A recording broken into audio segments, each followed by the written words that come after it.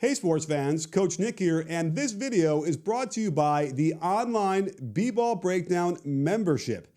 Click the first link in the description below to learn more and join. While the game was ultimately won by the Sixers in a hard-fought and contentious Game 4 in Brooklyn, Nets coach Kenny Atkinson might have unlocked a lineup that could ultimately shift this series. And if not for an incredibly heads-up play and clutch shot from a guy who had been 5 for 20 thus far, this series could be tied at 2 apiece, heading back to Philly.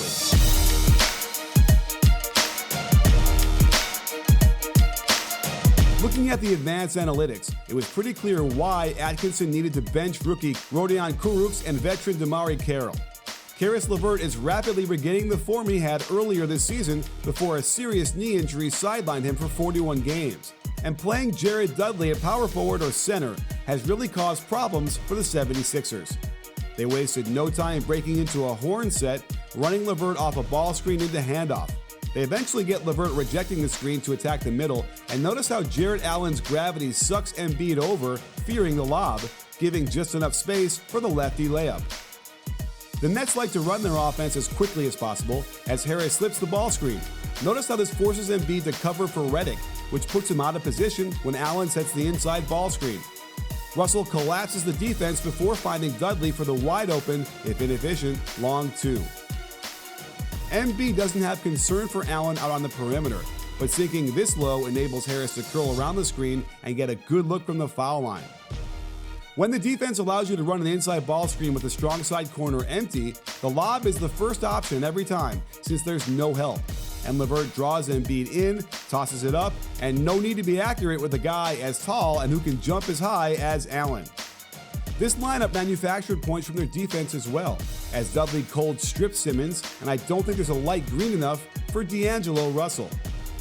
Here's a great play by Russell to jump in from behind to block this shot by Tobias Harris right into the hands of Joe Harris. You can see how quickly they want to get into an attack, but great job by the Sixers defense to hustle back and stop it. Butler helps one pass away to thwart the inside ball screen. Dudley wisely attacks on the catch to the middle, but he's about as fast as a 6-year-old learning to ride a bike. This leaves it up to LeVert, who will attack Redick every time he gets it on the wing against him. With the help of a ball screen, he gets right into the lane, check the gorgeous hesitation to get baseline, and the incredible behind-the-back wraparound pass to Allen for the and one. With Ennis saving the ball out of bounds, it leaves the Sixers a man short, and by pushing the ball, it forces the Boban to pick up LeVert, who hits him with a gorgeous no-look crossover into a stretching layup to increase their early lead. Here's another example of the Nets not letting Redick out of the torture chamber, as LeVert probes but can't get much with Embiid prowling nearby. The offense clears out for him, great spin move to get back baseline, which forces the rotation and an easy lob for a dunk. When Redick foolishly goes for his own rebound, it leaves the Sixers cross-matched in transition, and Embiid is way too slow to keep LeVert in front of him, leading to a nice double-pump lefty layup off the glass. Everything was going according to Atkinson's plan, as the Nets had controlled most of the game until midway through the third. LeVert backdoors Redick and they've got a 2-on-1. Rather than let Allen get a dunk, Embiid takes the foul. There wasn't a ton of contact, but it was a provocative move with a big arm swing that certainly caught Allen across the wrist. Some history was required. In Game 1, Embiid committed what should have been a flagrant 2 and immediate ejection on this spin move into Allen. To make matters worse, he appeared to laugh about it during his apology, irking many of the Nets players. I got him pretty good and I'm sorry about it, but... And let's not forget in Game 3, when Dudley airballed a wide-open 3, Simmons mocked him with the arms wide open. Dudley responded by calling Simmons an average half-court player, which he is, unless he's operating in the offense like he did in Game 3. Check out my video on it. And Dudley got him back with this 3-ball in the second, giving him the wide wing salute as well as some verbal encouragement. So that brings us back to the flagrant foul committed by Embiid, and out of nowhere, Dudley comes rushing up on Joel to let him know that this aggression will not stand, man. Embiid wisely disconnects himself, but teammate Jimmy Butler is all over it, pushing Dudley harder than Dudley pushed Embiid. A melee spills over into the crowd a little bit, and when the dust settles, Dudley and Butler are ejected. You can tell Coach Atkinson knew how important this new lineup was, as he wrestles Dudley away, telling him, "We need you." And I need you to check out my EuroLeague breakdowns. My best one yet just dropped on the best offense I have ever seen by Jelko Obradovic, so click here to watch now. Instead of sparking the Nets, the game flow indicates that the Sixers slowly took back control of this game from that point forward. And it took us all the way to the last couple of minutes to decide this game in some thrilling, epic, yet head-scratching plays. With 2 minutes to go and the Sixers on a run to take a 1-point lead, we see that familiar issue with Simmons when Embiid is in. After passing the ball, he just wanders down to the left block, allowing his man to size up the rest of the action and easily steal this pass to what otherwise would have been an open cutter. On the Dinwiddie ISO drive, watch Embiid get caught ball watching, enabling Allen to swoop in and grab the board, and his kickout gets us a shot fake, sidestep, 3-ball from Russell for a 2-point Nets lead at home with under 90 seconds left. While they keep Simmons higher up on the perimeter on this possession because of his lack of shooting, Harris can shadow Embiid and help pressure this shot into a miss. The putback is missed, but the Nets cannot corral the loose ball.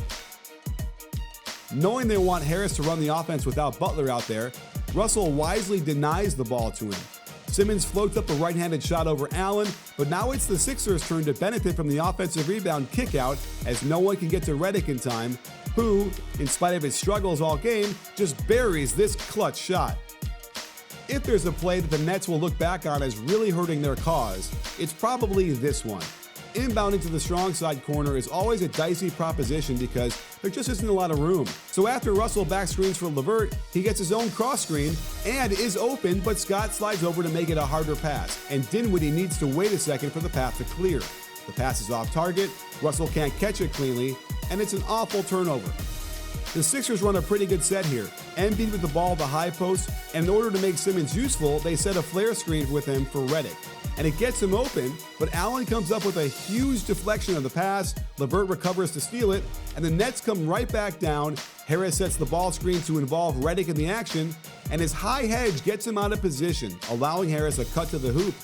Harris has a choice to lob it to Allen or take it himself, gets great lift to elevate over Embiid and lay it in softly for the lead.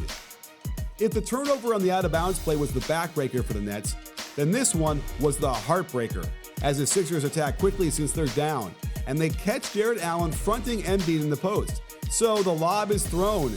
Joe Harris reads this perfectly, sprints across to deflect it, and somehow it stays in bounds. Embiid gets close enough to tip it to Mike Scott, who had wandered down to the corner. He's wide open, he lets it go, and boom!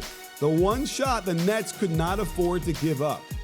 The odds of this play working for the Sixers had to be astronomical, but it's a sign of a good team when the players are ready when opportunity strikes. All was not lost, however, as the Nets had plenty of time to get a quick 2, foul, and extend the game. A double ball screen sucks Embiid out to the three-point line, and I get it. With no rim protection, you want Allen to finish this play, but Russell also has to know that throwing a pass to your center that requires him to dribble once before getting to the hoop is problematic. And after his initial stumble, he does grab hold of the ball, but he's still 14 feet from the basket, and now he's got 3 people surrounding him. Flailing with the ball doesn't help, his footwork becomes a mess, and they just take it out of his hands.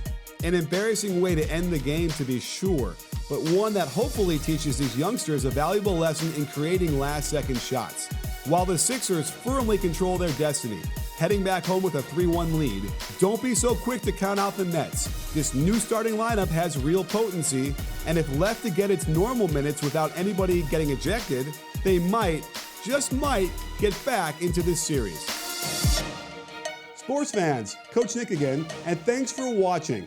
If you enjoyed this video, then I've got a new online basketball membership where I share with you the best of what NBA teams are doing to help you be more successful on the court. Click the first link in the description or the pinned comment below to learn more. And don't forget to like and subscribe and let me know how you feel about today's video. Check your settings to make sure you get notified each time we drop a new one. After all, at BBallBreakdown, we're not a channel, we're a conversation. You in?